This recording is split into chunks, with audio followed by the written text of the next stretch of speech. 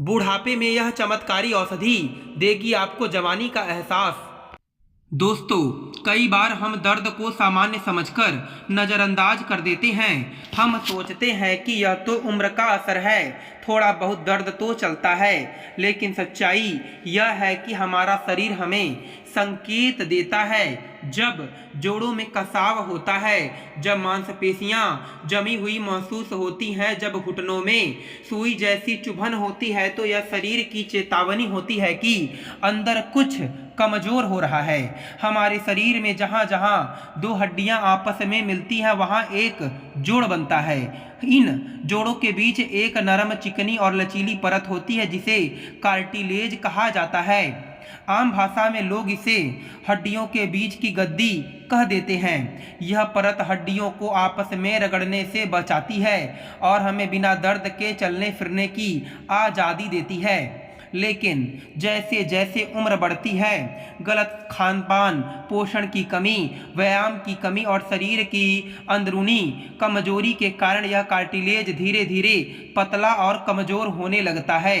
कई बार यह इतना घिस जाता है कि हड्डियां सीधे आपस में टकराने लगती हैं और यहीं से शुरू होता है दर्द, सूजन, जलन और जकड़न का सिलसिला। आपने अक्सर सुना होगा कि बुजुर्ग कहते हैं कि अब सीढ़ियां चढ़ना मुश्किल हो गया है, सुबह उठते ही पैरों में दर्द दौड़ जाता है, उंगलियां मुट्ठी नहीं बनती। यह सब संकेत है कि जोड़ों की अंदरूनी परत कमजोर हो चुकी है। लेकिन अच्छी बात यह है कि प्रकृति ने हमें ऐसे साधन दिए हैं जिनकी मदद से हम स्थिति को काफी हद तक संभाल सकते हैं।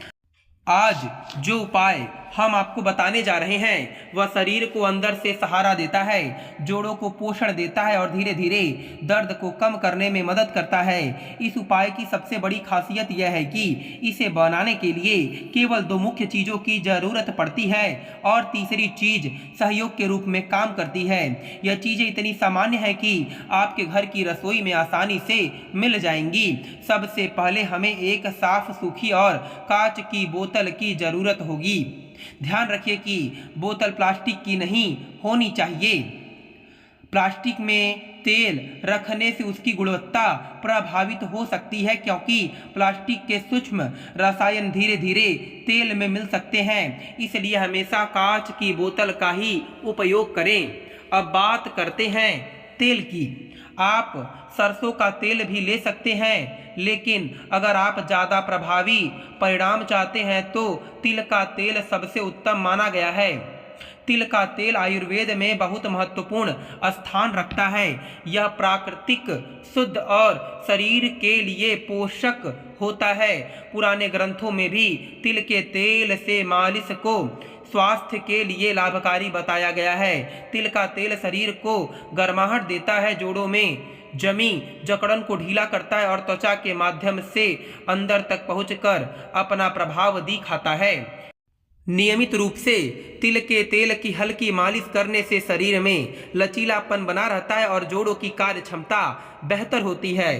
अब इस उपाय की दूसरी मुख्य सामग्री है कपूर। कपूर का नाम सुनते ही पूजा पाठ की याद आती है, लेकिन इसके गुण केवल धार्मिक उपयोग तक सीमित नहीं है। कपूर में प्राकृतिक ठंडक और सूजन कम करने की क्षमता होती है। जब इसे तेल में मिलाया जाता है तो यह उस तेल की शक्ति को कई गुना बढ़ा देता है। आपको करना यह है कि कपूर के 2 छोटे टुकड़े ले और उन्हें अच्छी तरह कूट कर बारीक चूर्ण बना लें। ध्यान रखें कि कोई मोटा टुकड़ा न रह जाए। जब कपूर पूरी तरह पाउडर बन जाए तो इसे तिल के तेल से भारी कांच की बोतल में डाल दें। अब बोतल का ढक्कन कसकर बंद करें और कुछ देर तक हल्के हाथों से हिलाएं ताकि कपूर और तेल अच्छी तरह मिल जाए। यह मिश्रण तैयार होने के बाद इसे कम से कम 1 घंटे तक धूप में रखना बहुत जरूरी है। धूप की ऊर्जा इस तेल में प्राकृतिक शक्ति भर देगी।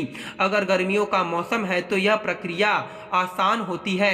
सर्दियों में कोशिश करें कि बोतल को ऐसी जगह रखें जहां धीमी धूप पड़े।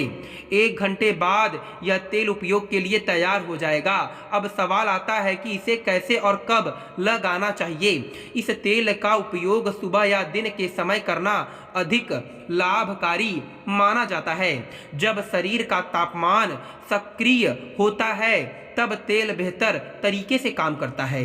तेल लगाने से पहले अपनी हथेलियों में थोड़ी मात्रा में लें और दोनों हाथों को आपस में रगड़े ताकि हल्की गर्माहट आ जाए। फिर उस स्थान पर हल्के हाथों से मालिश करें जहां दर्द या जकड़न है। ध्यान रखें कि दबाव ज़्यादा न डालें, धीरे धीरे और प्यार से की गई मालिश ही अधिक असरदार होती है। मित्रों, मैं उम्मीद करता हूं कि आप इस औषधि को बनाने की प्रक्रिया और लगाने की दोनों प्रक्रियाओं को समझ गए होंगे। फिर मिलेंगे आपसे अगली वीडियो में। आप सभी का धन्यवाद।